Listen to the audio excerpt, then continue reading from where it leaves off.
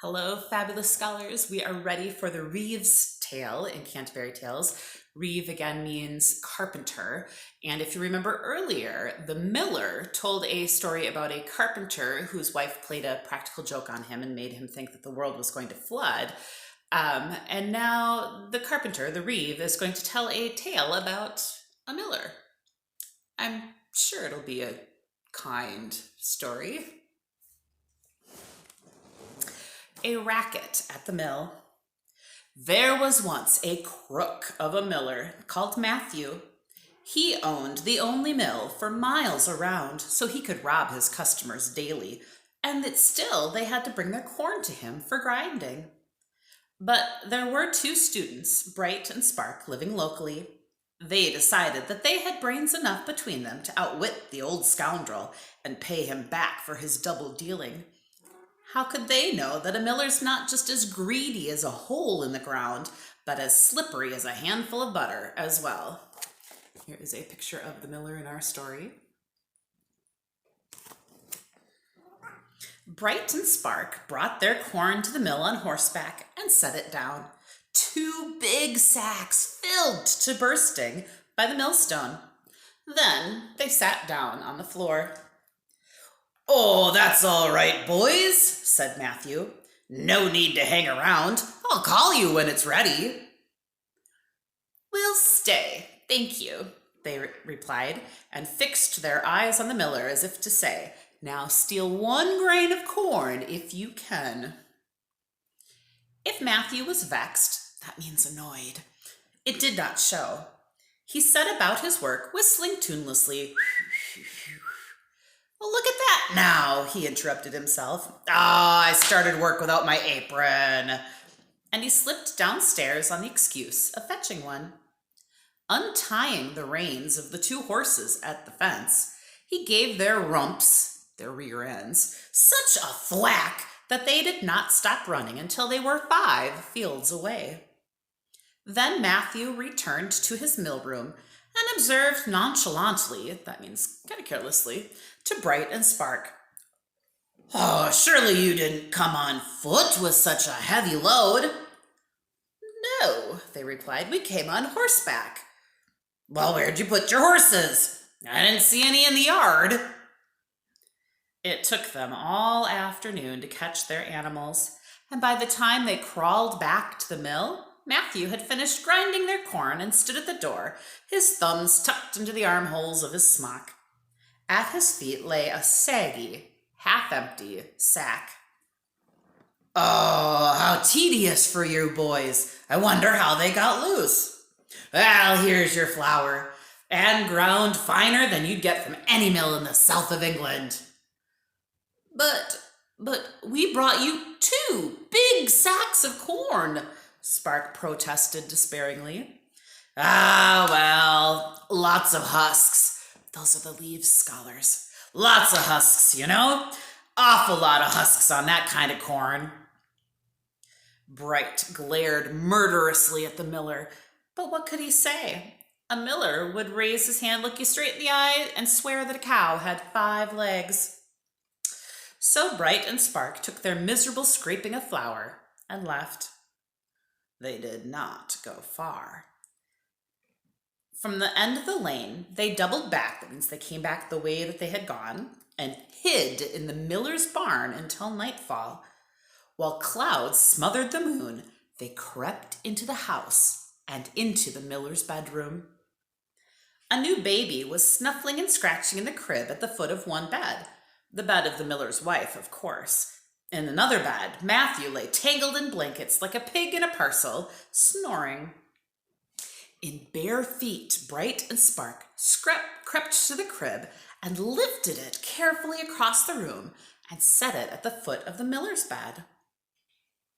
Then they tiptoed back to the door and coughed and rattled the latch and said, "Burgle, burgle, burgle," in low voices. Matt only rolled over in his sleep and sucked his thumb, but his wife's eyes opened as wide as sunflowers, and she kicked off her blankets. She was a huge woman, and when she lifted the distaff, that's a long pole that you use for making yarn, that stood against the wall. She was as huge and as white as the ship's mainsail with the bowsprit in front. Through the house she crept in search of the burglars, but Bright and Spark were giggling together in the mill, and she found no one. Only when she returned to her room did she see the crib at the foot of the bed, and there was a shape in her bed. She raised such a hullabaloo that the mill race, the stream that turns the wheel of the mill, froze in terror. "Hide in my bed, will you, you villain! There, whack! Take that for your impudence! Whack! And that for your villainy! Whack! And that for your burglary!" So she thinks the burglar's in her bed because the crib is always at the foot of her bed. And the crib's at the foot of the wrong bed. She doesn't know that, but there's someone in the bed. She thinks it's her bed, so she's hitting him with her pole.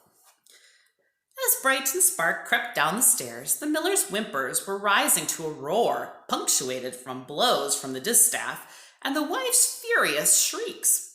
"And that for the shame you've brought on your poor mother! And that!" They left hastily, but not so hastily as to leave behind 2 fat sacks of flour from the miller's own kitchens. I hope I told that story correctly. I admit I had some trouble hearing it. This might have had something to do with the miller playing his bagpipes all the way through the story. As Oswald the Reeve finished his story, he rode with dignity up to Matt and asked if he could borrow the bagpipes. "Just for a moment, dear friend." Matt handed them over warily, knowing that Oswald would never dare to hit him with them. We were just then crossing a river. As Oswald trotted over the bridge, he tossed the bagpipes lightly over the railing. They sank with a splash and then bobbed to the surface again and sailed downstream as stately as a Viking funeral ship. "That puts me in mind," said the sea captain sentimentally, "of a privateer schooner I once sank in the Scaragack." The parson went and retrieved them. When the 100 of Who came into sight, we ate lunch at an inn. Since the incident with the bagpipes, several of us had been asking the sea captain for a story. We relished the idea of a sailor's tale of pirates and sharks and the like. He told us a long story about a careful merchant and his wife who spent too much money. There was not one drop of the sea in it. The merchant said it was wonderful, a great contribution to the body of English literature. Personally, I would have preferred a pirate story. The troop of horses straggled out single file, picking their way among the deep, boggy cart ruts, and then forked left at a signpost. We looked around just in time to see one poor thin beast shambling off in the wrong direction. Its rider, the scholar from Oxford, had his head in the book and was quite unaware of losing us. So there's the scholar, and everybody else heading to the left. Harry Bailey shook his head. "Oh, he'd be in Maidenstone before he even noticed," he said, and then galloped off to haul the scholar's pony back into line. "Now, come on, lad, set your studies to one side. There's a time and a place for everything, and this is the time and here's the place for your story. Don't say you don't know any. The way you read, you must have seen every word a pen ever wrote." The scholar looked around at all of us, as vague as a man who had just woken from a deep sleep. "Oh, look at that," said the widow in the hat. "I don't think he's remembered to wash his neck or eat a bite of food since he opened that book. What's so good about it, dear? You can't put it down." The scholar blinked and held up his book. "It's only mathematical astronomy." He blinked like an owl until Harry reminded him about the competition. Then he said, "Well, if you care for a contribution from someone so inarticulate and lacking in proficient handling of the dramatic forms fundamental to the narrative tradition." he talking Latin? Asked the yeoman, a farmer.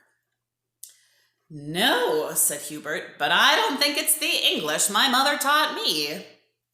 The scholar blushed and went back to his book. Oh, tell us a story, boy, and keep your long words for impressing your pupils, said Harry, clapping the scholar on the back. His thin pony buckled at the knees. Obviously, the lad spent his money on books before clothes for himself or hay for his horse. Well, I went to Italy last year, he said slowly, as if he were picking the easiest words he knew. And I read a story while I was there. Would you like to hear that one? A cheer went up from the troop of riders. What did he say? Asked the widow in the hat. And so tomorrow, scholars, we will hear the scholar's tale.